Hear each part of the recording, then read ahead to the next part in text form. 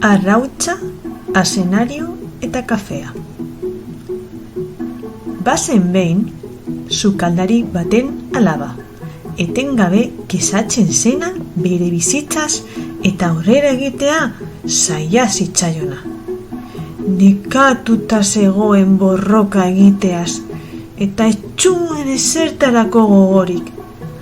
Arazo bat konpontzen zenean, beste berri bat agertzen zen, eta horrek etxita eta garaitua sentiarazten zuen. Sukaldariak alabari eskatu zion sukaldera hurbiltzeko eta esertzeko. Gero, 3 ontzi urez bete eta zu gainean jarri zituen. Ura iraikiten hasi zenean, ontzi batean azenario bat jarri zuen, beste batean arrautza bat, eta azkenekoan kafeale batzuk isuri zituen. Itxik esan gabe, iraikiten utzi zituen. Alabak urduri itxaroten zuen bitartean, aitak zer egiten zuen ulertu gabe. Handik 20 minutura, aitak sua itzali zuen.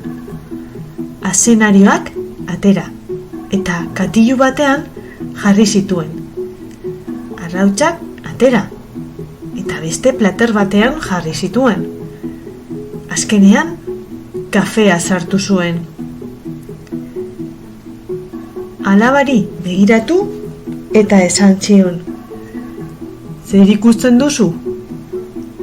"Azenarioak, arrautzak eta kafea," izan zuen erantzuna. Hurbildu eta azenarioa jotzeko eskatu zion. Hala egin zuen, eta biguna zeudela ohartu zen. Gero, arrautz bat hartu eta puskatzeko eskatu zion. Oskola kendu eta arrautza gogorrari begiratu zion. Gero, kafea probatzeko eskatu zion.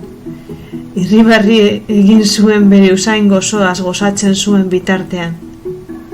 Alabak apalki galditu zuen. "Eta, zer esan nahi du honek?" Berak azaldu zion 3 elementuek ezbehar bera jasan zutela, ur irakina. Baina oso bestelako erreakzioa izan zuten. Azenarioa ur gogor eta gogorrera iritsi zen, baina ur irakinetik igan ondoren ahul eta erraz desegin zen. Arrautza ur auskorrera iritsia zen, bere oskolfinak bere barne likidoa babesten zuen, baina ur irakinetan egon ondoren bere barnealdea gogortu egin zen. Kafea, ordea, bakarra zen, ur irakinetan egon ondoren bere itxurarik onena eskaini zuena.